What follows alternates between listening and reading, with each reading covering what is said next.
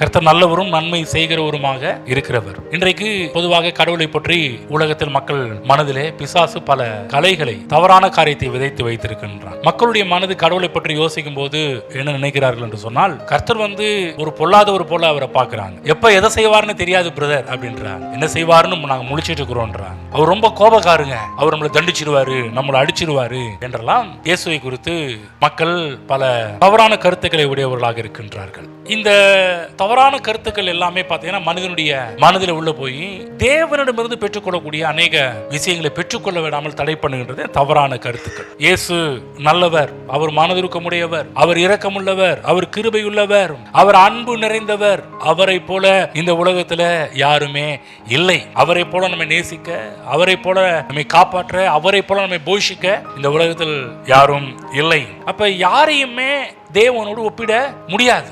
என்றால் ஒப்பிடக்கூட முடியாத அளவுக்கு தேவன் அவ்வளவு நல்லவராக இருக்கிறார்.